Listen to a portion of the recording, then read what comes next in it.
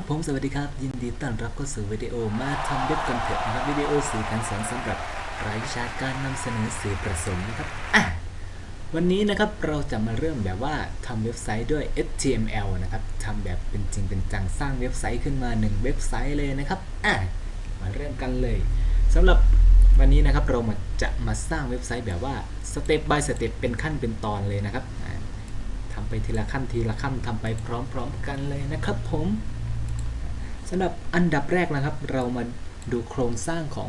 เว็บไซต์ก่อนนะครับ1เว็บไซต์จะมีโครงสร้างอะไรยังไงนะครับอันดับแรกนะครับครูจะให้สมมติว่าครูสร้างมาแล้วแหละโฟลเดอร์นี้นะครับโฟลเดอร์ที่เห็นนี้ www1 นี้นะครับโฟลเดอร์นี้คือโฟลเดอร์ที่เก็บรวบรวมเว็บไซต์1เว็บไซต์ของครูไว้นะครับเข้าไปในโฟลเดอร์นี้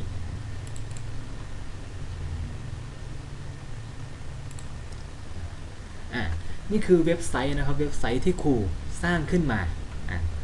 าแบบว่าทำเป็นตัวอย่างไว้ก่อนนะครับทำแบบว่าไม่ละเอียดมากนะครับก็จะมีหน้าแรกส่วนประกอบของหน้าแรกนะครับก็จะมีฝั่งของ header นะครับนี่คือส่วนหัวของเว็บส่วน header ฝั่งนี้ก็จะเป็นฝั่งเมนูฝั่งทางเลือกแล้วก็ฝั่งนี้ก็คือฝั่งสีเหลืองๆนี่นะครับก็คือหน้าในการแสดงผลนะครับก็จะมีในส่วนของเมนูก็จะมีหน้าแรกนะครับหน้าแรกก็จะมีรายละเอียดคร่าวๆของเว็บไซต์เราก่อนนะครับแล้วก็จะเป็นเมนูย่อยต่อมาก็จะมีเมนูย่อยต่อมามีเนื้อหามีรูปภาพนะครับเมนูย่อยต่อมาอีกก็มีเนื้อหามีรูปภาพต่างๆแล้วก็มีเว็บไซต์ที่เกี่ยวข้องแล้วก็ผู้จัดทำอันนี้คือหน้าดีไซน์นะครับในการดีไซน์เว็บไซต์ของครูซึ่งครูออกแบบมาทำประมาณนี้นะครับซึ่งเวลาเราทำงานส่งจริงๆนะครับก็อยากให้พวกเรานะครับทำให้ละเอียดแล้วก็สวยงามมากกว่านี้นะครับ เมื่อกี้เป็นโครงสร้างมาดูโครงสร้างนะครับมาดูโครงสร้างของเว็บไซต์จะต้องประกอบอะไรบ้างนะครับคลิกเข้ามาที่โฟลเดอร์ World Wide Web นะครับซึ่งเป็นโฟลเดอร์ที่เก็บเว็บไซต์ของเราก็จะมีโฟลเดอร์อันดับหนึ่งก็คือโฟลเดอร์ img ครูตั้งไว้ว่าให้เป็นชื่อโฟลเดอร์ว่า imgโฟลเดอร์ img นี้นะครับก็จะเอาไว้เก็บรูปภาพที่เราจะใช้ในเว็บไซต์ของเรารูปภาพที่เราจะใช้ในการตกแต่งเว็บไซต์รูปภาพที่เกี่ยวข้องกับเว็บไซต์ของเรานะครับครูเอามาเก็บไว้ที่โฟลเดอร์ img แล้วก็จะมีโฟลเดอร์ต่อมาโฟลเดอร์ sound เอาไว้เก็บเสียงต่างๆซึ่งตอนนี้ครูยังไม่เอาลงเอาไว้ก่อนโฟลเดอร์ sound แล้วก็จะมีไฟล์นะครับไฟล์ที่เป็นไฟล์ .html ไฟล์ .html หลายไฟล์เลยทีเดียวซึ่งก็จะมีไฟล์แรกก็จะเป็นไฟล์ index นะครับไฟล์ index นี้จะเป็นไฟล์ที่สำคัญมากก็คือจะเป็นไฟล์ที่เอาไว้เปิดหน้าเว็บของเรานะครับเวลาก็ตัวอย่างเช่นเวลาเราเอาเว็บไซต์ของเราเนี่ยลงในโฮสต์จริงใช่ไหมลงในพื้นที่เว็บไซต์จริงเวลาเราจะเข้าเว็บไซต์ของเราเนี่ย URL ของเราเนี่ยจะวิ่งมาหาไฟล์ index แล้วก็จะเปิดไฟล์ index เพื่อเปิดหน้าเว็บของเรานะครับส่วนไฟล์อย่างเช่นเพจ1เพจ2เพจ3นี้ก็จะเป็นไฟล์เว็บเพจไฟล์ย่อยของแต่ละหน้าของเว็บไซต์ไฟล์นี้ก็จะเป็นไฟล์ย่อยของหน้าของแต่ละหน้าของเว็บไซต์เรานะครับซึ่งไฟล์ index จะเป็นไฟล์ที่เปิดหน้าเว็บไซต์เราก็จะเป็นไฟล์แรกนั่นแหละครับเป็นไฟล์อย่างเช่นหนังสือถ้าเปรียบเป็นหนังสือก็ไฟล์ index ก็จะเป็นหน้าปกหนังสือให้เราเปิดไปยังหน้าต่างๆนั่นเองโอเคนะครับนะทีนี้เข้าใจโครงสร้างคร่าวๆแล้วเราจะมาทำกันเลยนะครับ ย้ำนะครับเป็นการทำแบบสเต็ป by สเต็ปอาจจะเร็วไปนิดนึงแต่ก็เวลาเราดูวิดีโอนะครับก็ให้เราสามารถย้อนกลับมาดูได้นะครับค่อยๆทำทีละขั้นตอนนะครับทำแบบทีละขั้นตอนสเต็ป by สเต็ปกันมาเริ่มกันเลย start ขั้นตอนแรกนะครับให้เราสร้างโฟลเดอร์ขึ้นมา1โฟลเดอร์ก่อนโฟลเดอร์เว็บไซต์ของเราเนี่ยแหละสร้างขึ้นมาคลิกขวาเอาไว้ไหนก็ได้นะครับของครูเอาไว้หน้าจอเลยเพื่อความค้นหาง่ายคลิกขวาเลือกเป็น new แล้วก็เลือกโฟลเดอร์นะครับอีกครั้งหนึ่งคลิกขวาเลือกเป็น new แล้วก็เป็นโฟลเดอร์นะครับได้โฟลเดอร์ขึ้นมาแล้วก็ตั้งชื่อโฟลเดอร์ว่าเป็นแบบว่าไฮโซ www ก็คือ World Wide Web นั่นแหละเข้าใจตามนั้นนะครับก็ดับเบิลคลิกเข้ามาในโฟลเดอร์ของเราว่างเปล่ายังไม่มีอะไรนะครับก็ว่างเปล่าอยู่แล้วยังไม่ได้มีอะไรก็คลิกขวาขึ้นมาอีกครั้งหนึ่งสร้างโฟลเดอร์ขึ้นมาสร้างโฟลเดอร์มา new folder ตั้งชื่อโฟลเดอร์นี้ว่า img ตั้งชื่อโฟลเดอร์ว่า img นะครับผมโฟลเดอร์ img นี้เอาไว้ทำอะไรโฟลเดอร์ img ครูเอาไว้เก็บรูปภาพนะครับเก็บรูปภาพที่จะอยู่ในเว็บไซต์ของเราจัดระบบระเบียบให้เป็นระเบียบนะครับรูปภาพที่เราเตรียมไว้นั่นแหละครับก็รูปภาพที่ตกแต่งใน Photoshop เมื่อกี้แล้วก็รูปภาพที่เกี่ยวข้องเกี่ยวกับเว็บไซต์ของเราครูก็เตรียมไว้แล้วก็อันนี้เตรียมไว้แล้วแหละทำไว้แล้ว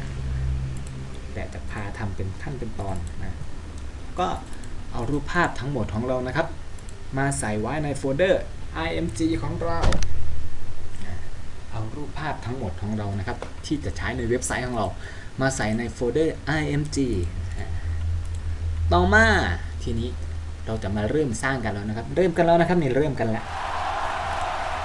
ให้เราสร้างไฟล์ index ขึ้นมาก่อนคลิกขวาเลือก new แล้วก็สร้างไฟล์ notepad หา notepad หาโปรแกรม notepad ก่อนก็ได้นะครับ notepad ซึ่งถ้าหาในเครื่องครูสงสัยยากมากเพราะว่าเครื่องก็ไม่ค่อยรกเท่าไหร่นะครับก็เปิดไฟล์เดิมละกัน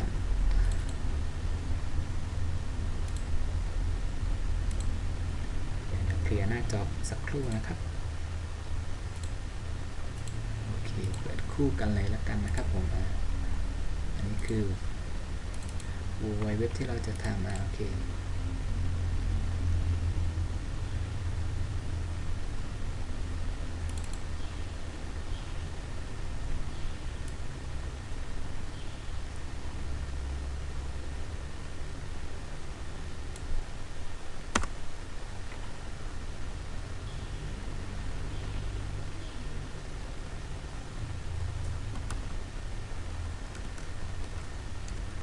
สำหรับก่อนอื่นนะครับที่เราจะสร้างโฟลเดอร์สร้าง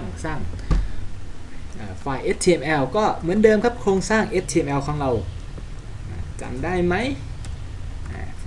โครงสร้าง html นะครับสร้างขึ้นมาก่อน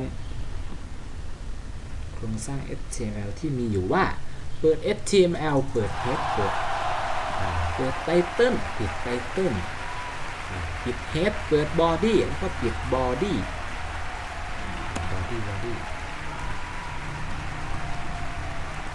ปิด body แล้วก็ปิด html นะครับซึ่งภาษา html เป็นภาษาที่ไม่ใช่ภาษาที่เป็น sensitive case หรือว่าเป็นภาษาที่ตัวพิมพ์ใหญ่ตัวพิมพ์เล็กมองเป็นตัวเดียวกันหมดนะครับไม่ซีเรียสเรื่องตัวพิมพ์ของภาษาอังกฤษนะครับก็โอเคไม่ถือว่าเป็นปัญหาในส่วนนี้นะครับสร้างโครงสร้างขึ้นมาแล้วก็เซฟนะครับเซฟไว้ในโฟลเดอร์ world wide web ที่เราสร้างขึ้นเมื่อกี้นี้นะครับเซฟไว้ในโฟลเดอร์ world wide web นะครับตั้งชื่อว่า index.html นะครับเลือกเป็น all file เซฟไว้ว่า index.html อีกครั้งหนึ่งนะครับเปิดไฟล์ notepad ขึ้นมาสร้างเขียนโครงสร้างของ html นะครับโดยโครงสร้างของภาษา html ก็มีอยู่ว่า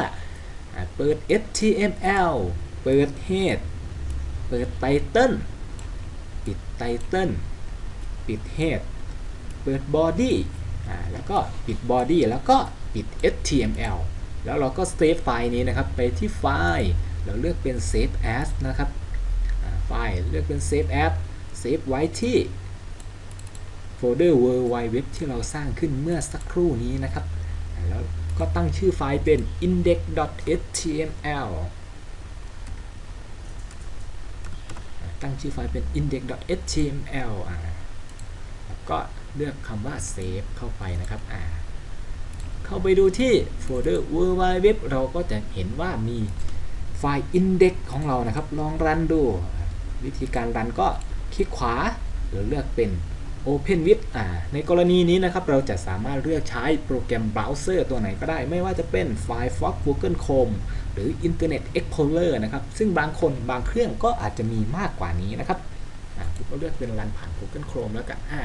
ได้มาแล้วหน้าเปล่าๆขาวว่างๆยังไม่มีอะไรนะครับยังขาวใสบริสุทธิ์อยู่เพราะเรายังไม่ได้ใส่อะไรเข้าไปนะครับต่อมาเราจะมาเริ่มสร้างกันแล้วในที่นี้นะครับในการสร้างที่นี้ครูขอเปิดเว็บไซต์หนึ่ง เว็บไซต์หนึ่งเปิดไปควบคู่กันไปเลยนะครับเพื่อความยังไงล่ะเข้าใจง่ายแล้วกันครูจะใช้เว็บไซต์นี้นะครับในการเป็นสื่อการเรียนการสอนอีกครั้งหนึ่งก็คือเว็บไซต์ hellomyweb.com นะครับเวลาเราใช้เราก็เปิดไปได้เปิดไปด้วยแล้วกันเวลาเราทำจริงๆเปิดเว็บไซต์ตรงนี้ไปด้วยแล้วกันนะครับเพราะว่าเอาจริงก็จำโค้ดไม่ได้หมดหรอกเนาะแต่ก็เข้าใจวิธีการใช้นะครับแล้วก็อีกอย่างหนึ่งก็ขี้เกียจพิมพ์สามารถโค้ดเขามาวางไว้ได้เลยนะครับสำหรับเว็บไซต์นี้ทีนี้เรามาดูการออกแบบเว็บไซต์ของเราเว็บไซต์เราอันดับแรกนะครับสำหรับวิธีการทำของครูจะแบ่งเฟรมก่อนแบ่งหน้าจออย่างเช่นเว็บไซต์ที่ครูทำเนี่ยตรงนี้ใช่ไหมครับครูจะแบ่งหน้าจอออกเป็น3ส่วนสำหรับของครูนะครับของครูซึ่งแล้วแต่ละคนก็แล้วแต่คนจะออกแบบก็จะมีหน้าจอเป็น3ส่วนคือนี่คือส่วนที่1นะครับส่วนที่1คือส่วนหัวในส่วนนี้ในส่วนโทนสีชมพูแล้วก็ส่วนที่2คือส่วนนี้เฟรมที่2ครูจะเรียกว่าเฟรมนะครับไม่ใช่ครูเลยโดยทั่วไปแล้วเขาจะเรียกว่าเฟรมสีชมพูนี้จะเป็นเอาไว้ใช้เป็นส่วนหัวส่วนสีฟ้าเฟรมสีฟ้านี่นะครับครูจะเอาไว้ใช้เป็นส่วนของเมนูเป็นส่วนของเมนูนะครับส่วนเฟรมสีเหลืองเอาไว้ใช้ในการแสดงหน้าต่างๆหน้าเว็บเพจย่อยต่างๆนะครับอันนี้เป็นการออกแบบของครูนะครับซึ่งแต่ละคนก็จะออกแบบไม่เหมือนกันบางคนอาจจะมีแค่2เฟรม3เฟรมหรือแบบว่าเป็นเฟรมแนวนอนเลยก็ได้ไม่จำเป็นต้องแบบว่าอันนี้ให้ดูเป็นตัวอย่างนะครับอันนี้คือเฟรมแนวนอนนะครับอันนี้คือแนวตั้งจะมีที่ขั้นเฟรมอย่างนี้แนวตั้งเฟรมแนวตั้งนะครับ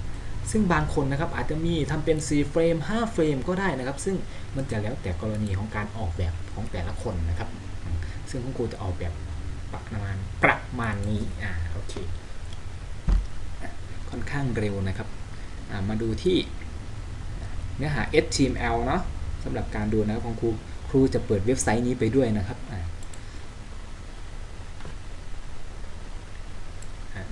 ก็มาดูที่เนื้อหาย่อยนะครับเว็บก็โฆษณาให้เขาหน่อยนะครับเว็บไซต์นี้ก็บอกรายละเอียดดีมากก็ดูเว็บไซต์นี้สามารถสร้างเว็บได้1เว็บเลยทีเดียวเลือกเป็นหัวข้อที่ว่าไหนล่ะหัวข้อเฟรมนะครับผมการแบ่งหน้าจอโดยใช้เฟรมนี่นะครับจะเป็นตัวอย่างเฟรมแบบต่างๆอันนี้การแบ่งหน้าจอแบบเฟรมแนวตั้งนะครับอยู่ที่การออกแบบของเรานะครับนี่เป็นตัวอย่างเขาออกแบบเฟรมแต่ว่าให้เป็นแนวตั้งอย่างเช่นบางคนก็อาจจะออกแบบอย่างนี้เป็นส่วนคนละส่วนเป็นส่วนไปของครูออกแบบเป็น3เฟรมอันนี้เป็นแบบเฟรมแนวตั้งหมดนะครับแบ่งเป็น3เฟรมจะเป็นเฟรมแนวตั้งหมดต่อมาก็เป็นอันนี้เป็นแบบเฟรมแนวนอนแบ่งสัดส่วนของหน้าแสดงผลนะครับออกเป็น3ส่วนเหมือนกันแต่อันนี้จะเป็นแนวนอนแล้วก็อันนี้เป็นเฟรมแนวนอนเหมือนกันแล้วทีนี้ก็มีอะไรอีกแนวตั้งและแนวนอนมารวมกันทีนี้แหละครับครูโดยการออกแบบของครูจะชอบใช้แบบนี้ก็คือให้เฟรม A สมมติว่าในตัวอย่างนี้นะครับครูจะให้เฟรม A ตัวนี้เฟรม A ตัวนี้เป็นส่วนของการแสดงผลแสดง header แสดงหัวเว็บในส่วนของเฟรม B ตรงนี้นะครับครูจะให้เป็นเมนูย่อยต่างๆแล้วก็เฟรม C ตรงนี้ครูจะให้แสดงผลครูจะให้เป็นการแสดงผลหน้าเว็บเพจต่างๆซึ่งบางคนนะครับอาจจะทำไม่เหมือนกันบางคนอาจจะทำแค่2เฟรมอย่างนี้สมมุติว่านี่เป็นหน้าจออย่างนี้เนาะซึ่งบางคนอาจจะทำเป็นแค่2เฟรมสมมติว่านี่เป็นหน้าจอแสดงผลใช่ไหมครับดูสีแดงๆนะครับดูสีแดงๆหน้าจอแสดงผลบางคนอาจจะทำแบ่งเป็น2เฟรมอย่างนี้พอฝั่งนี้เป็นเมนูย่อยฝั่งนี้แสดงทั้งหัวเว็บแล้วก็เนื้อหาหรือบางคนอาจจะแบ่งเป็น3เฟรมอย่างนี้เป็นแนวตั้ง3เฟรมแสดงเนื้อหาแสดงเมนูย่อยตรงนี้แสดงเนื้อหาตรงนี้แล้วตรงนี้ก็เป็นส่วนเสริมต่างๆนะครับซึ่งก็มันจะแล้วแต่การออกแบบของแต่ละคนนะครับไม่คอนฟิกตายตัวอยู่ที่ดีไซน์ของใครแต่ละคนนะครับจะออกแบบให้มันเป็นยังไงซึ่งครู สำหรับครูแล้วครูจะใช้รูปแบบนี้นะครับโอเคเนาะก็ copy เลยไปเลยแคทล็อกตัวอย่างนี้ไปวางไว้ที่ไฟล์ index ของเราอันนี้ไม่เกี่ยวนะครับซึ่งไฟล์ index ของครูไฟล์ html body ไปวางไว้ภายใน body มันก็บอกเริ่มตั้งแต่ html เลยเนาะโอเคไม่เป็นไร html ซึ่งการสร้างเฟรมนี้นะครับจะมีแท็กคำสั่งที่เป็นแท็กของ frame set frame set row เท่ากับ50 แบ่ง row ก็คือเฟรมแนวตั้ง50แบ่งเป็นครึ่งแบ่งระหว่างโอเคเดี๋ยวให้แสดงผลก่อนเราค่อยดูแล้วกันเนาะเซฟแล้วก็แสดงผลไหนล่ะไฟล์ index ของเราดูเลยตรงนี้นะครับไฟล์ index ลั่นไฟล์ index ของเราก่อนนะครับเขาบริสุทธิ์นะครับแสดงว่าดันไม่ผ่านมีโค้ดบางโค้ดนะครับที่ error ปิด frame set ปิด body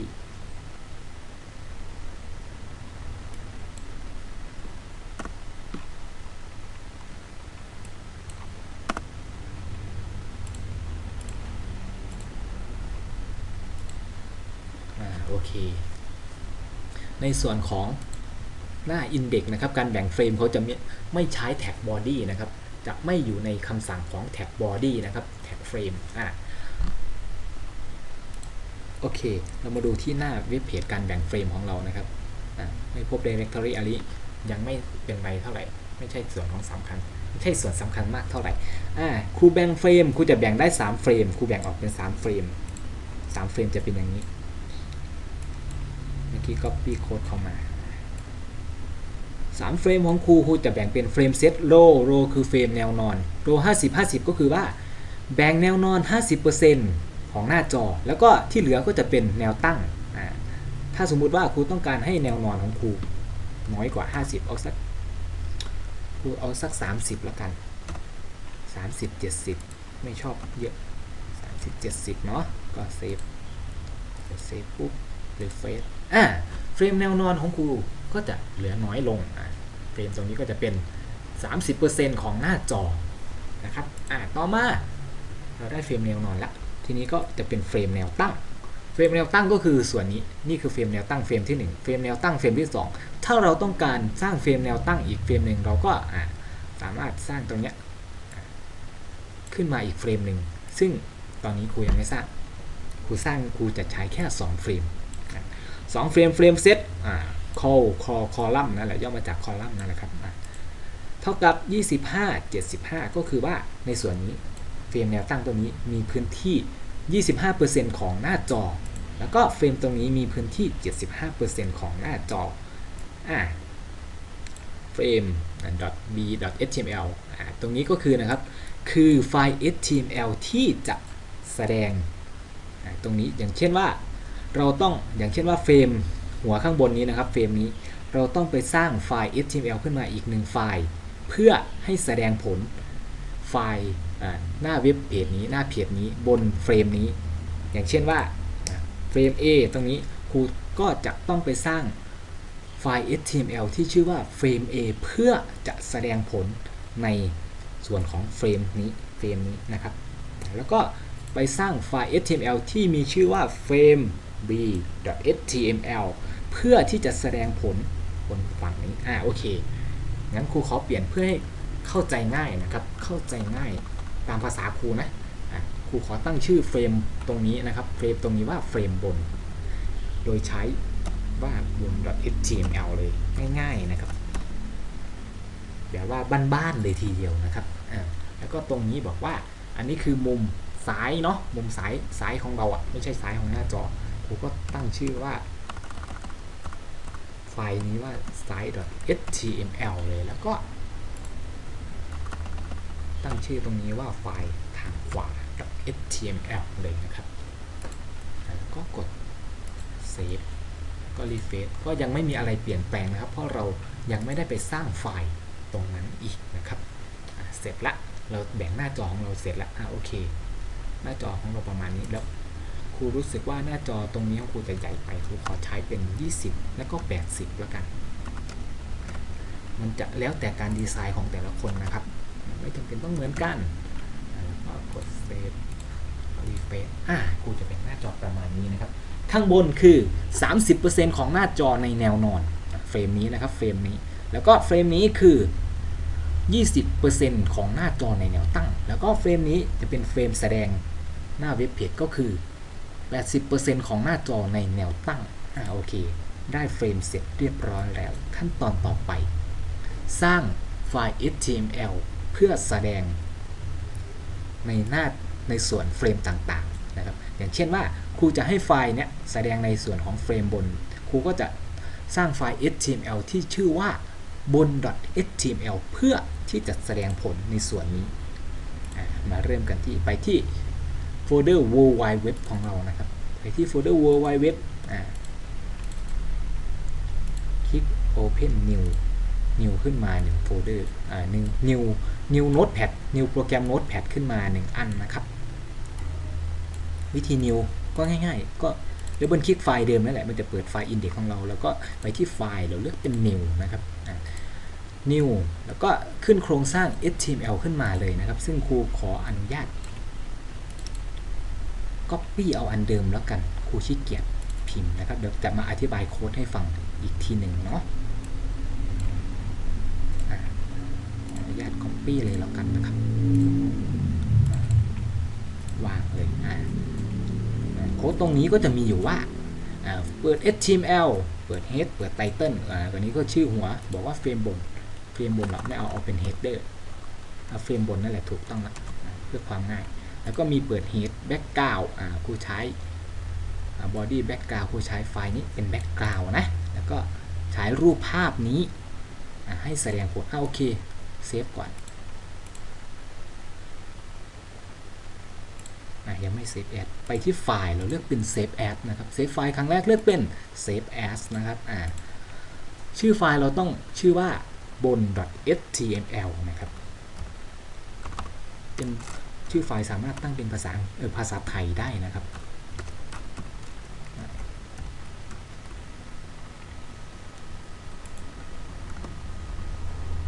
แล้วก็กด Save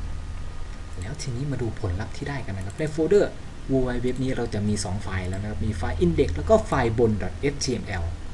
อาจจะดูแม่งๆหน่อยนะครับสอนแบบง่ายๆรีเฟรช1ครั้งไฟล์บน .html เราขึ้นแล้วนะครับงงไหม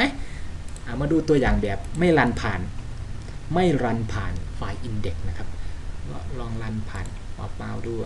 ไฟล์นี้คือไฟล์บน .html ซึ่งจะครูเอาไว้แสดงบนหัวเว็บถ้าไม่รันผ่านไฟล์ index มันก็จะแสดงหน้าเนี้ยหน้าเดียว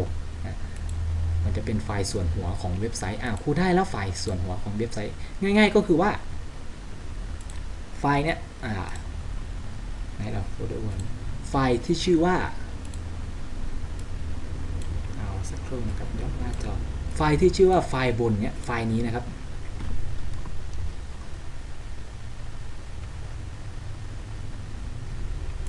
ไฟล์ที่ชื่อว่าไฟล์บน .html ซึ่งเรากำหนดไว้ในโค้ดจะแสดงผลในส่วนบนของหน้าจอถ้าอีกไฟล์หนึ่งเรากำหนดว่าให้เป็นไฟล์ทางซ้ายก็จะชื่อว่าไฟล์ซ้าย html ก็จะแสดง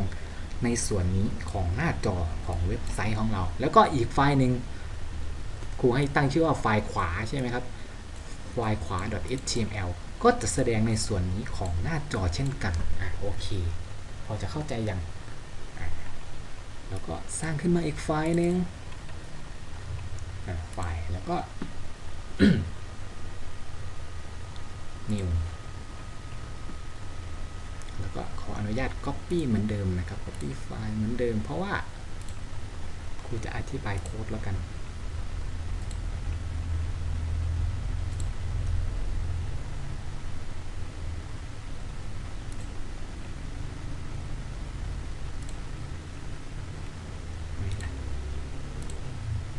ไฟล์ซ้ายนะครับก็ เป็นการตั้งชื่อแบบง่ายๆเข้าใจให้ตัวเองเข้าใจนั่นแหละครับแล้วแต่การบริหารจัดการของเราก็นิวขึ้นมาใหม่นิวขึ้นมาซึ่งอันนี้ครูเขียนโค้ดอะไรไว้เยอะแยะมากมายแล้วครูจะลบออกดีกว่าลบออกเลยแล้วเราค่อยมาทำลิงก์ทีละลิงก์กัน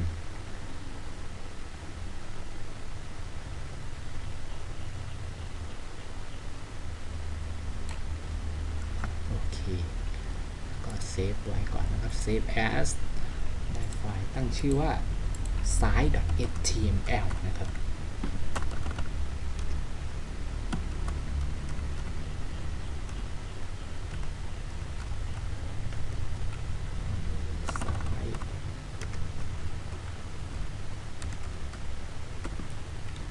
กดเซฟนะครับลองรีเฟรชเรามีไฟล์ site.html แล้วลองรีเฟรชหน้าจอของเราดูได้ไฟล์ที่มีชื่อว่าได้ส่วนหนึ่งเป็นสีฟ้าครูไม่เอาสีฟ้าครูไม่ชอบสีฟ้านี้ไม่สวยก็ลองมาเปลี่ยนดูนะครับจะใช้แบ็กกราวด์อันนี้โอเคไปก่อนนี่ก็คือไฟล์ site.html นะครับไฟล์นี้ site.html ตรงนี้นะครับจะแสดงผลในส่วนนี้ไฟล์บน .html นะครับจะแสดงผลในส่วนนี้แล้วก็ไฟล์ขวาซึ่งเราจะทำในลำดับถัดไป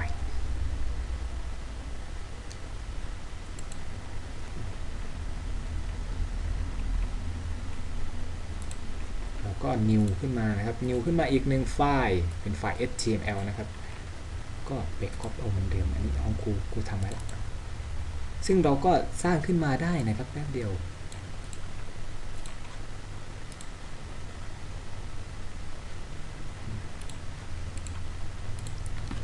ซึ่งโค้ดนี้ก็จะมีอยู่ว่านะครับHTML ก็เปิด HTML ขึ้นมาธรรมดาเปิด head title เฟรมขวาอันนี้ขอตั้งชื่อว่าหน้าแรกเลยแล้วกันนะครับ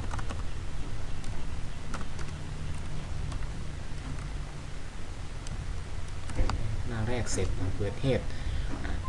ฝั่งนี้ก็คือ body bg color เท่ากับสีนี้โอเคแล้วก็คำสั่งว่าหน้าแรกแล้วทีนี้ครูไม่อยากเอาอะไรล่ะโอเคเอาตรงนี้ก่อนแล้วค่อยเปลี่ยนเนาะ bg color text สีtext ก็คือข้อความสีนี้ให้มีพื้นหลังสีนี้แล้วก็ s1 high align center ก็คือหัวข้อครูใช้เป็น s1 ซึ่งหัวข้อเราจะมี s1 s2 s3 หัวข้อครูใช้นะครับ s1 แล้วกันแล้วก็มีหัวข้อที่ชื่อว่าหน้าแรกแล้วก็มีข้อความครูก็ใส่ข้อความลงไปแล้วก็จะมีคำสั่งนี้ก็คือ image src img src นะครับก็ย่อมาจาก image source คือคำสั่งที่ให้แสดงรูปภาพโอเคตรงนี้ไว้ก่อน save as ชื่อไฟล์ว่าขวา .html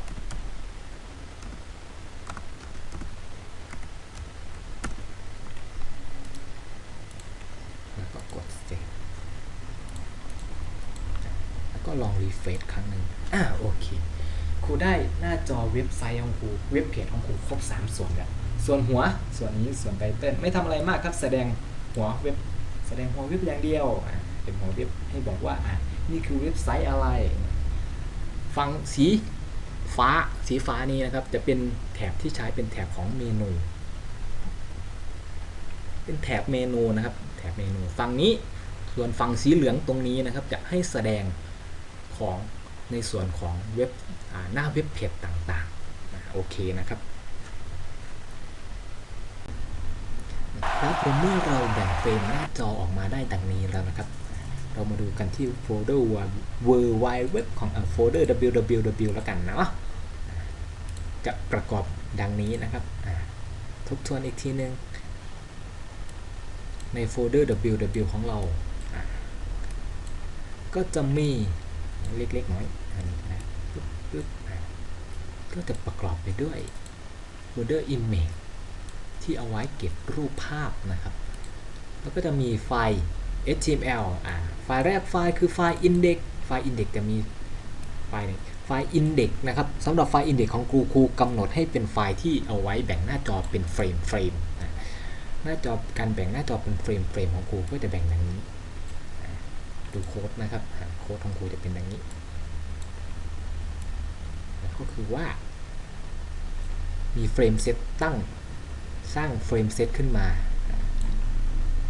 โดยมีแนวนอนเท่ากับ 30% ของหน้าจอแนวตั้งเท่ากับ 70% ของหน้าจอนะครับเฟรมที่จะแสดงบนเฟรมแนวตั้งเฟรมข้างบนชื่อไฟล์ว่าบน .html ก็คือไฟล์นี้สีในส่วนของที่เป็นสีชมพูนะครับสีชมพูฟ้าตรงนี้แบ่งเป็นสีให้เห็นได้ชัดเจนนะครับแล้วก็ต่อมากดออกก่อนต่อมาก็คือเฟรมเซตที่ชื่อว่า column นั่นแหละครับเฟรมเซตเท่ากับ20/80นี้ก็คือการแบ่งเฟรมแนวตั้งนะครับแนวตั้งก็คือว่าสีฟ้านี่ครูแบ่งให้เป็น 20% ของหน้าจอสีเหลืองตรงนี้นะครับครูแบ่งให้เป็น 80% ของหน้าจอในส่วนนี้นะครับแบ่งหน้าจอครูเลือกในการแบ่งหน้าจอก่อนนะครับในการออกแบบเว็บไซต์ของครูซึ่งบางคนก็อาจสไตล์การทำของบางคนก็อาจจะไม่เหมือนกันแต่ครูเลือกแบบนี้นะครับแล้วก็เฟรมตั้งชื่อให้ว่าเฟรม 20% เนี่ยให้สมมอบหน้าที่ให้เป็นการแสดงผลของไฟล์ที่ชื่อว่า size.html ก็คือไฟล์นี้ไฟล์ size.html ไฟล์นี้นะครับจะแสดงผลในส่วนนี้จะแบ่งเป็น3ส่วนไฟล์ขวา .html ก็คือไฟล์นี้จะแสดงผลในส่วนที่เป็นสีเหลืองๆเนี่ยโอเคนะครับส่วนไฟล์ index.html ก็แค่แบ่งทำหน้าที่แบ่งหน้าจอออกเป็น3ส่วนโอเคนะครับนะโอเคส่วนโค้ดโปรแกรมก็ศึกษาจากตรงนี้ hellomyweb.com จะมีรายละเอียดบอกมากมายนะครับว่าเราต้องการแบบถ้าเราต้องการแบบ3เฟรมล่ะห้ามเปลี่ยนแล้วทีนี้มาดูกันต่อไปโอเคเนาะแบ่งเฟรมเสร็จเรียบร้อยแล้วนะครับทีนี้ในหน้าตัวแสดงผลมากาออ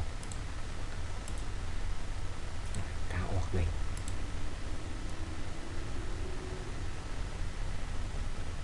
ทีนี้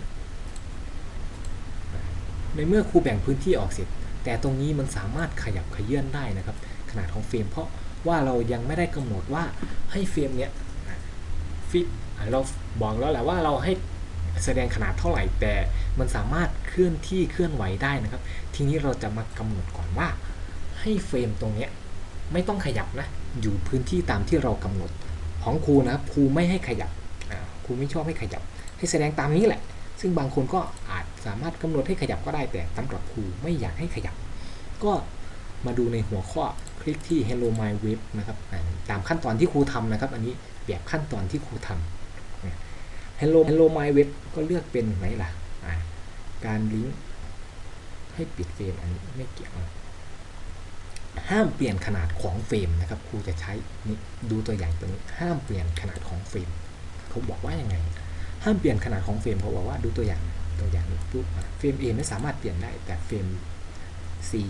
สามารถเปลี่ยนขนาดได้เขาจะมีคำสั่งบอกว่าในตัวห้ามเปลี่ยนขนาดของเฟรม A ซึ่งเฟรม C ยังขยับอยู่ได้ถ้าเราต้องการไม่ให้เฟรม C ขยับก็ใส่เครื่องหมายตัวนี้คำสั่ง no size ลงในเฟรม C นี่คือตัวอย่างการใส่ตัวอย่างการใช้นะครับครูจะ copy เอาคำสั่งเนี้ยno resize เท่ากับ resize มาใส่ในโฟลเดอร์ในไฟล์ index นะครับไฟล์ index เปิดไฟล์ index ขึ้นมานะครับใส่คำสั่งที่ชื่อว่า no resize เข้าไปข้างหน้าเฟรมเราใส่ผิดที่นิดนึงข้างหน้าเฟรมตรงนี้นะครับ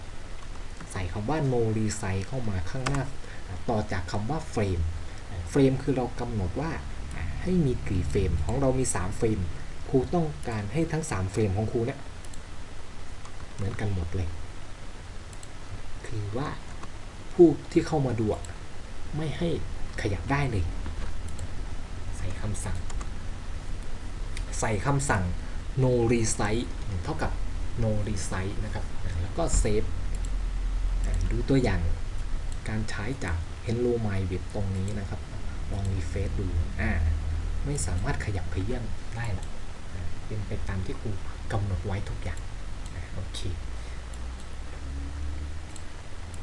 ทีนี้ได้ละแล้วทีนี้จะกำหนดการแสดงผลทีนี้สำหรับครูนะครูกำหนดการแสดงผลว่าให้ตรงนี้เป็นชื่อว่าเมนูเราจะไปแก้ไขเฟรมนี้แก้ไขเฟรมนี้ได้ตรงไหนก็ไปแก้ไขที่เฟรมขวานั่นเองนะครับขวาตรงนี้ครูตั้งไว้แล้วแหละว่าให้ background color เท่ากับสีฟ้า text เท่ากับ0000นั่นก็หมายความว่าน่าจะเป็นสีขาวใช่ไหมครับก็พิมพ์หัวข้อไป h1 เอา h1 แล้วกัน เท่ากับเมนูหลักตั้งหัวข้ออันนี้ว่าเมนู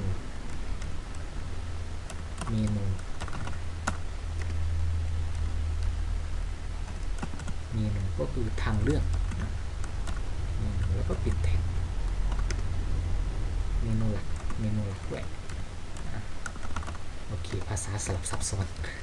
เมนูหลักนะครับเมนูแล้วก็ปิดแท็ก S1 ปิดแท็ก S1 เอาไว้ตรงกลางด้วยเอาไว้ตรงกลางก็คำสั่งง่ายๆนะครับ Centerบางคนอาจจะใช้ไม่เหมือนครูเพราะว่าครูก็ใช้ไม่เหมือนใครเหมือนกันเอาความเข้าใจง่ายเอาอะไรที่มันง่ายๆไว้ก่อนนะครับแล้วก็เซฟแล้วก็ลองรีเฟรชหน้าดูผมว่าเมนูหายไปไหนครับ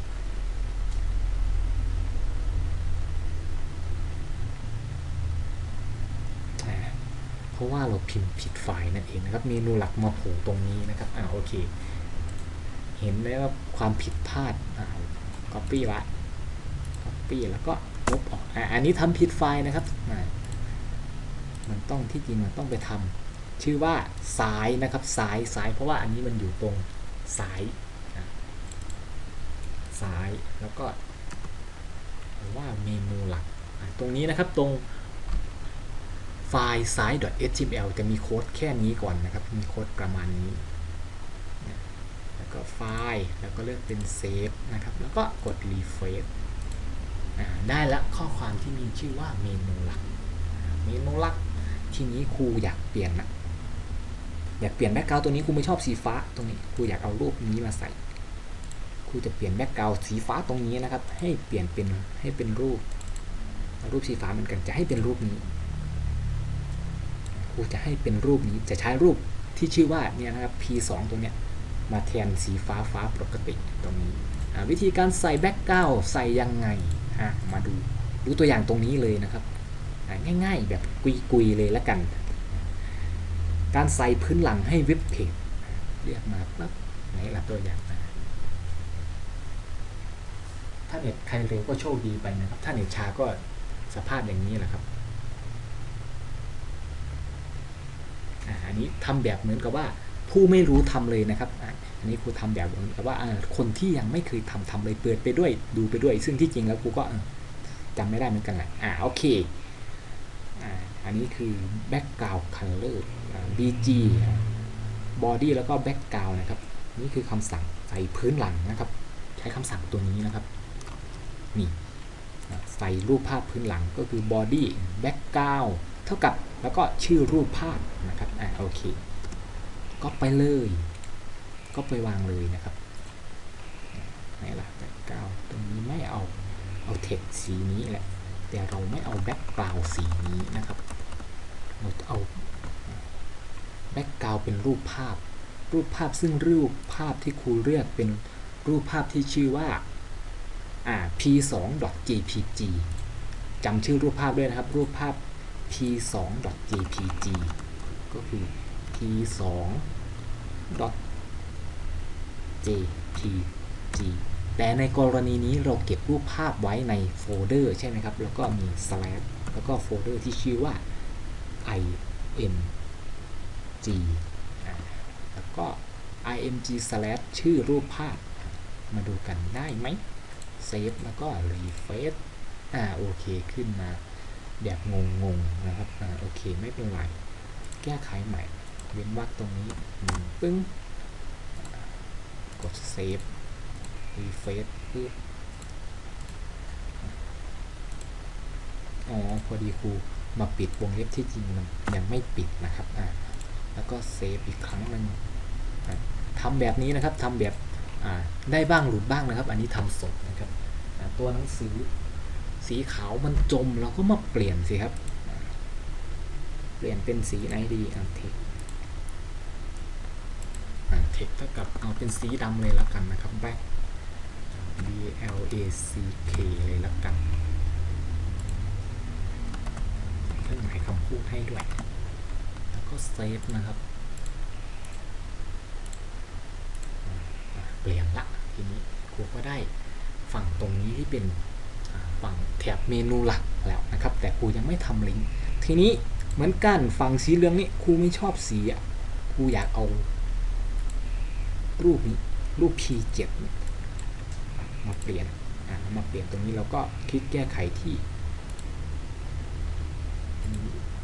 เก็บไว้ก่อนไปที่ World Wide Web ของเรานะครับ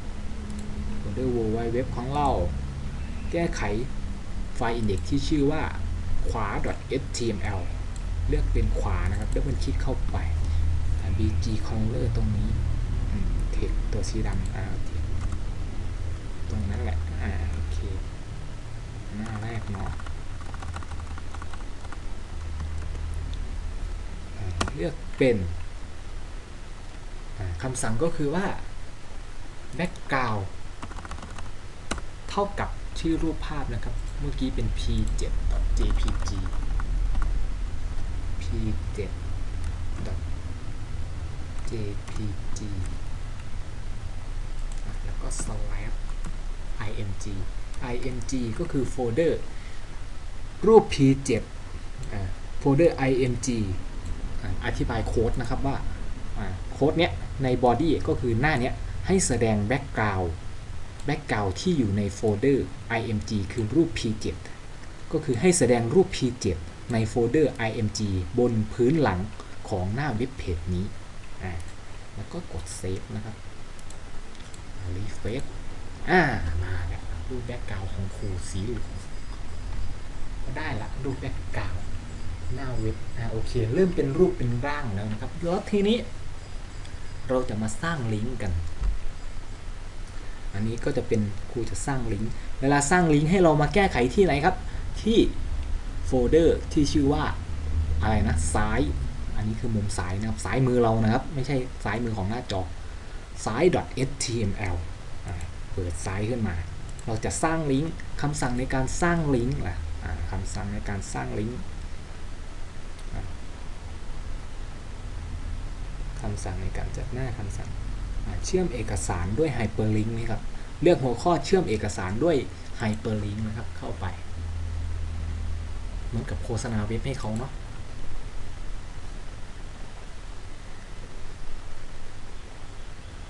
ไม่มีการตอบสนองนะครับเลื่อนแล้วก็เชื่อมไปละอันนี้ก็ไม่ต้องเป็นรู้ละเอียดมากนะเพราะว่าเราจะเก็บไฟล์ไว้ในลิงก์ในdirectory เดียวกันโอเควิธีการ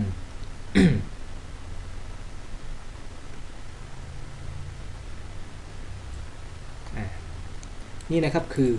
ภายใน directory เดียวกันนี่คือคำสั่งนะครับคำสั่งจะมีอยู่ว่า I have เท่ากับชื่อไฟล์ที่ต้องการลิงก์แล้วก็ตัวอักษรที่ต้องการลิงก์copy เข้ามาใส่ไว้ไฟล์ซ้าย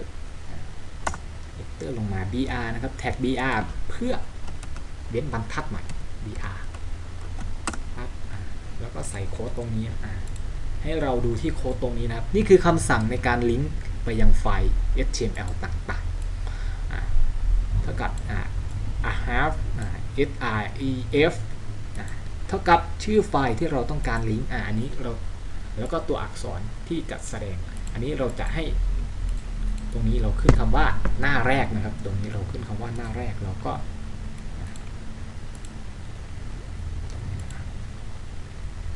นี่เราแก้ไขไฟล์ size.html นะคือไฟล์นี้ตรงนี้ก่อน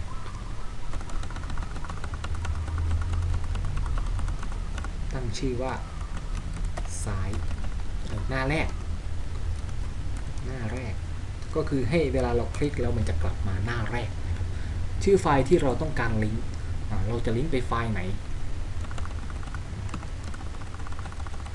จะมาหน้าแรกได้ก็ต้องลิงก์ไปที่ index.html ครับผม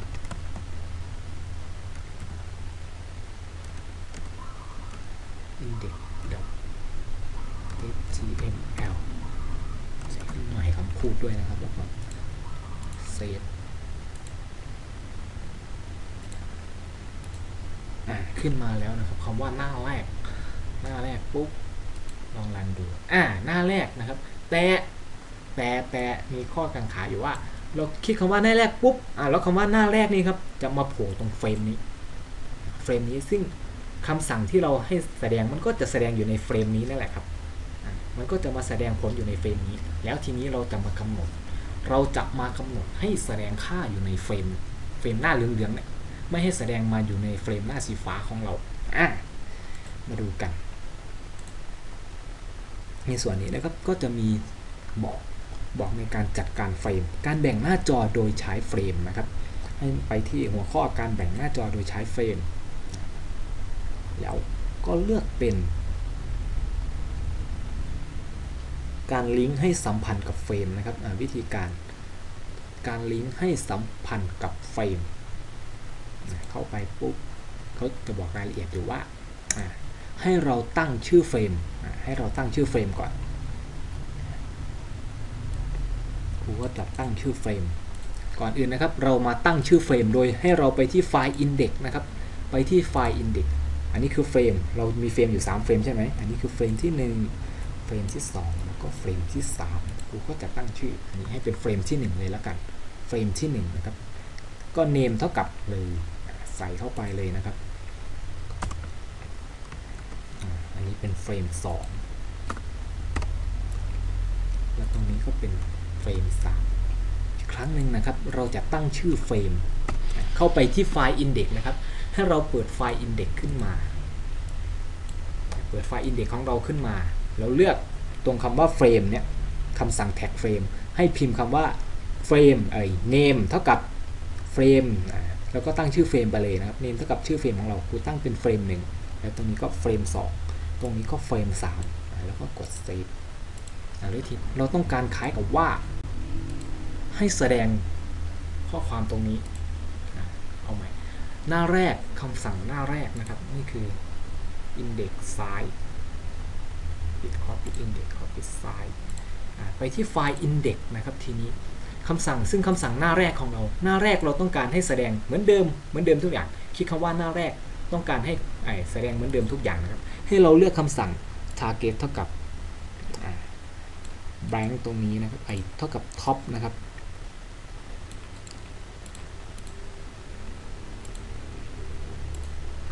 ใส่ target เท่ากับ top เข้าไป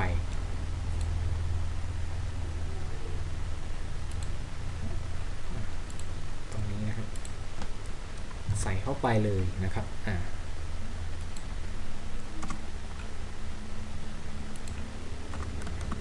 มันจะเป็นการบอกว่าแสดงหน้าเว็บเพจตรงที่เดิมอย่างเช่นกดปั๊บยังไม่ไปนะครับ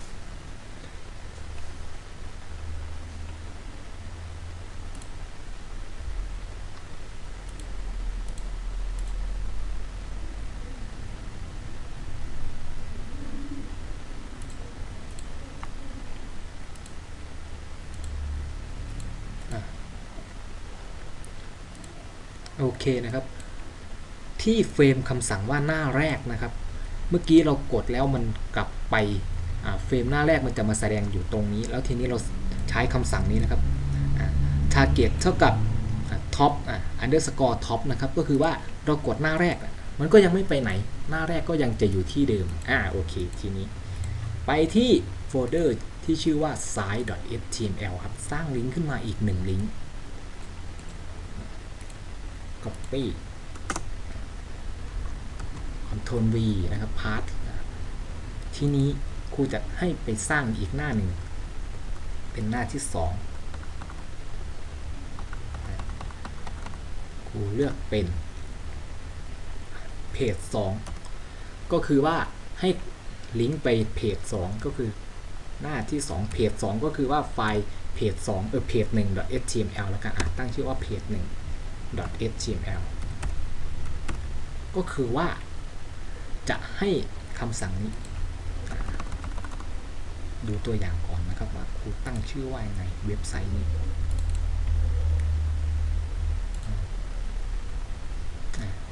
หน้าแรกทำความรู้จักกับ HTML ก็จะเป็นซ้ายข้อความก็จะบอกว่า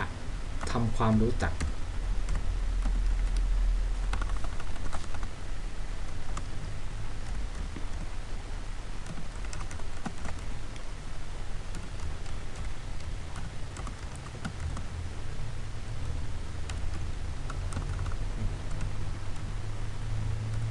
อันนี้คือเมนูย่อยนะครับเมนูย่อยตรงนี้นะครับตรงนี้จะแสดงคำว่าทำความรู้จักกับ HTML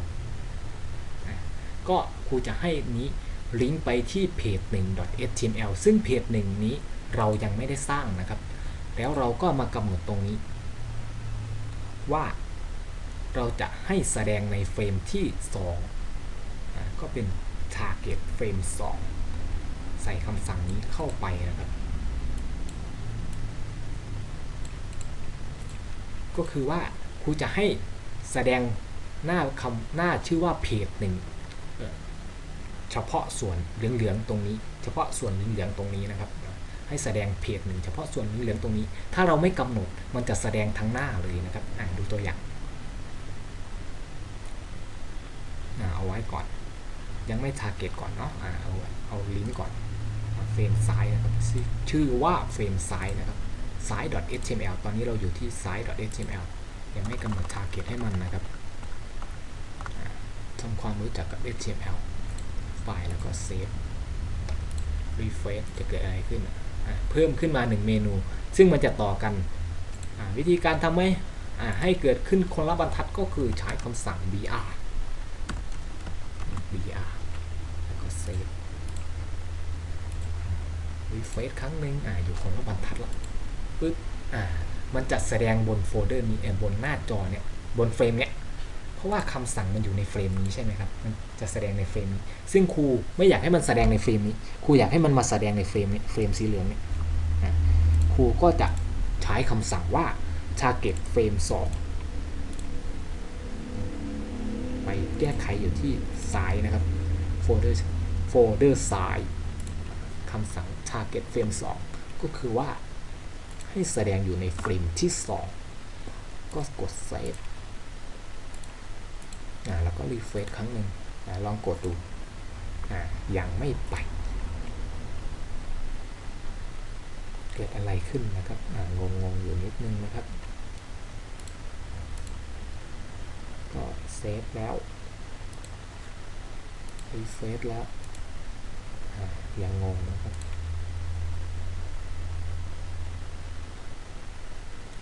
ที่จริงแล้วอันนี้มันจะเป็นเฟรม3นะครับขออภัยน่าจะเป็นเฟรม3refresh ไปกันใหญ่เลยนะครับ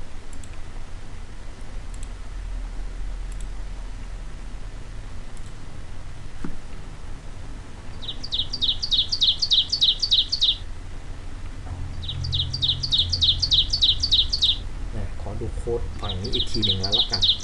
เฟรมซ้ายบอกว่าเพจ 1 target frame 2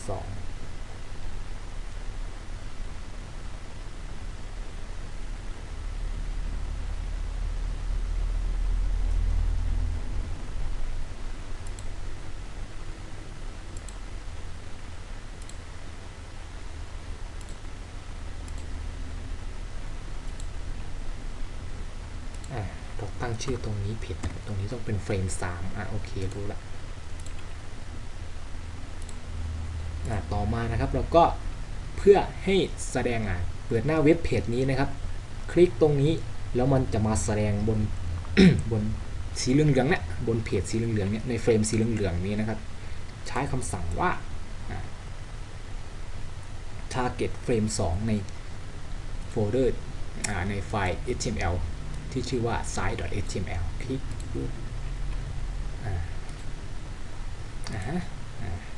ยังนะครับซ้ายกดเซฟ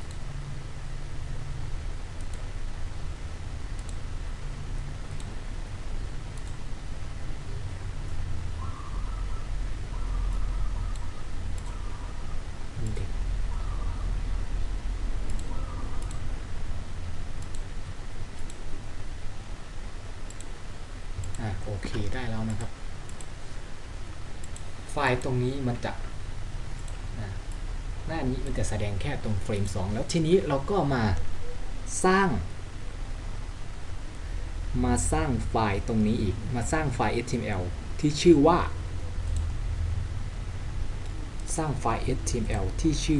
เพจ 1กันนะครับสร้างเว็บเพจที่ชื่อว่าเพจ 1กันก็มาตรงนี้มาที่ไฟล์แล้วก็ new ขึ้นมาใหม่นะครับโอเคเพจ 1ครูขออนุญาตก๊อปแล้วกันสร้างมาแล้วแหละเพจ 1เดี๋ยวจะอธิบายโค้ดอีกครั้งหนึ่งนะครับ copy ตรงนี้นะครับก็จะเหมือนเดิมโครงสร้าง html เปิด html เปิด head เปิด title ปิด title เปิด head background ครูใช้รูปว่า p2 ไม่เอาครูจะเปลี่ยนรูปครูอยากได้รูปที่ชื่อว่ารูปเหลืองๆชื่อว่า p7 ครูเปลี่ยนเป็น p7 ถ้าเราทำตามนะครับก็ไม่น่าจะมีปัญหานะครับลองทำตามดูแล้วก็ลองเอาไปประยุกต์ใช้ดูนะครับโค้ดมีอยู่ว่าแบ็กกราวด์ให้ใช้รูปที่ชื่อว่า p7 มีหัวข้อชื่อว่ารู้จักกับ html แล้วก็มีโค้ดที่บอกว่าตัว p นี้ครับ p นี้ก็คือ paragraph คำสั่งแท็ก p แท็ก paragraph แท็กย่อหน้านั่นแหละแล้วก็มีคำสั่งนี้ก็คือimage source เท่ากับimage source หมายถึงว่า imgsrc นะครับ image source คือการใส่รูปภาพครูใส่รูปภาพ image source เท่ากับ img แล้วก็ slash ชื่อรูปภาพว่า p3.png อะไรก็คืออยู่ตำแหน่งไหนตำแหน่งเลฟซ้ายไรขวาก็คือให้อยู่ตำแหน่งที่ซ้ายแล้วก็เป็นข้อความนะครับข้อความที่เราจะพิมพ์ลงไปเราก็พิมพ์ข้อความของเราลงไปเลยอันนี้ขออนุญาตบันทึกอะไรนะ copy มาแล้วกันแล้วก็กด save as แล้วก็ตั้งชื่อว่าเพจ 1 เพจ 1 .html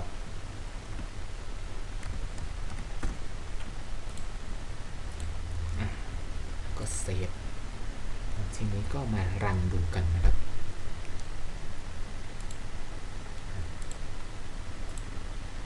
ซ้าย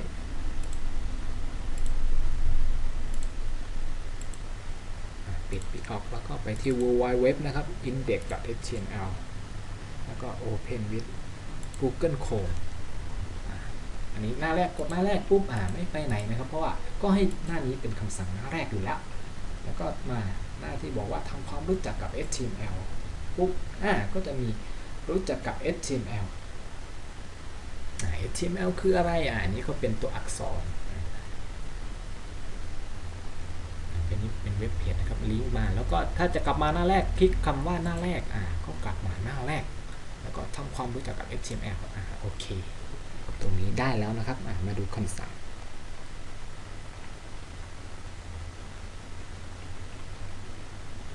โอเคต่อมานะครับทีนี้เราจะมาทำหน้าที่2กันหน้าแรกของครูบอกว่าทำความรู้จักกับ html หน้าที่2ครูเอาว่ายังไงเดี๋ยวขอดูตัวอย่างอีกครั้งหนึ่ง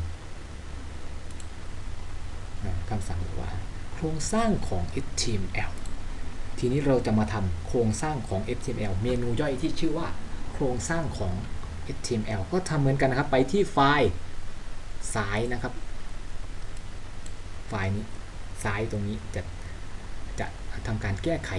เฟรมนี้นะครับไปที่ไฟล์ที่ชื่อว่า site.html ดับเบิลคลิกขึ้นมาสร้างลิงก์ขึ้นมาอีก1ลิงก์ copy เอาส่วนนี้นะครับ copy คัดลอกเอาส่วนนี้ copy แล้วก็วางลงไปตรงนี้ก็เพจให้เราเชื่อมกับเพจที่2นะครับเพราะว่าจะอีกไฟล์หนึ่งทำความรู้จักเมื่อกี้ทำความรู้จักแล้วทีนี้จะเป็นการ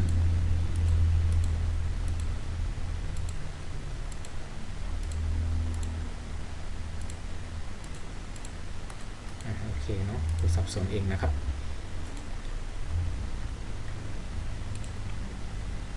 โครงสร้างของต่อมาเราจะสร้างเนื้อหาที่บอกว่าโครงสร้างของ HTML นะครับ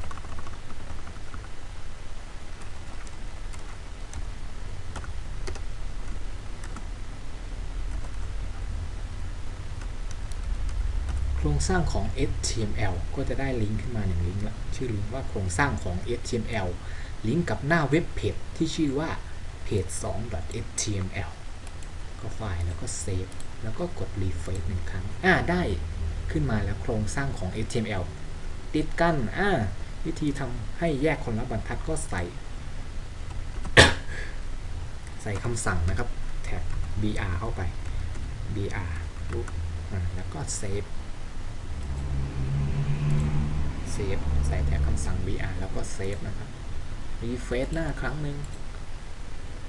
โครงสร้างของ HTML กดปุ๊บมาหน้านี้กดโครงสร้างของ HTML ยังไม่ไปไหนเพราะว่าเรายังไม่ได้มีไฟล์เพจ2เพราะว่ามันบอกอยู่แล้วว่าคำที่ว่าโครงสร้างของข้อความโครงสร้างของ HTML ลิงก์ไปยังหน้าที่ชื่อว่า page2.html ซึ่งเรายังไม่ได้สร้าง page2.html ทีนี้เราก็มาสร้าง page2.html กันนะครับก็มาที่เพจหนึ่งเปิดไฟล์เดิมขึ้นมา Open แล้วก็ไฟล์เลือกเป็น New นะครับทีนี้ก็ขออนุญาตอีกครั้งหนึ่งไป Copy มาเดี๋ยวจะอธิบายโค้ดอีกครั้งหนึ่ง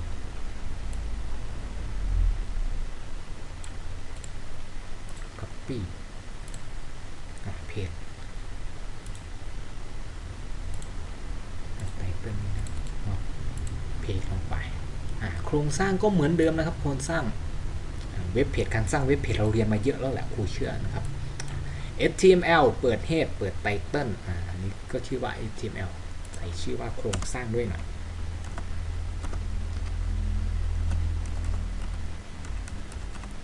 โครงสร้าง .html นะครับก็มีปิด head เปิด head แล้วก็ปิด head body ใช้ background ที่มีชื่อว่า p2 ไม่เอาครูจะใช้รูปที่ชื่อว่า p7 เป็น p7 นะครับหัวข้อโครงสร้างแล้วก็มีรูปภาพนะครับอันนี้คือคำสั่งรูปภาพmigsrc เท่ากับmig ก็คือว่าในโฟลเดอร์รูปที่ชื่อว่า p4 นะครับ p4.jpg อยู่ในโฟลเดอร์ img ให้เห็นอย่างชัดเจนรูป p4 นะรูปนี้นะครับซึ่งอยู่ในโฟลเดอร์ img โฟลเดอร์ img รูป p4 นะครับนี่คือรูปนี้โค้ดตัวนี้นะครับรูปนี้รูป p4 ตรงนี้จะแสดงในหน้าเว็บเพจที่ชื่อว่าเพจ2แล้วก็มีข้อความอันนี้คือข้อความทั้งหมดนะครับข้อความทั้งหมดที่จะแสดงแล้วก็ปิดด้วยแท็ก p คือแท็กพารากราฟแท็กย่อหน้าของเราอันนี้คือข้อความซึ่งข้อความก็เป็นเนื้อหาที่เราจะใส่ลงไปนั่นแหละเนื้อหาเราจะใส่เนื้อหาอะไรเกี่ยวกับเว็บเกี่ยวกับเนื้อหาเว็บของเรานะครับอันนี้คือข้อความนะครับย้ำอีกทีหนึ่งข้อความเว็บของเราแล้วก็ save as ที่ไฟล์ save as ตั้งชื่อว่าเพจ2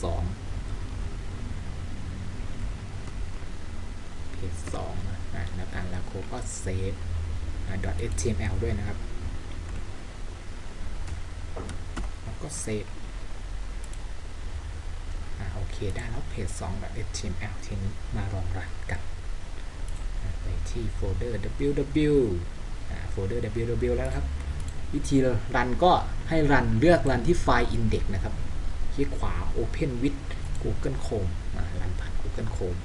หน้าแรกโอเคยังเหมือนเดิมกลับมาหน้า แรกนะครับทำความรู้จักกับ HTML หน้าที่บอกว่าทำความรู้จักกับ HTML คลิกเข้าไปปุ๊บมีข้อความมีรูปภาพด้วยนะครับต่อมาโครงสร้างของ HTML ปุ๊บคลิกเข้าไปมีรูปภาพโครงสร้างของ HTML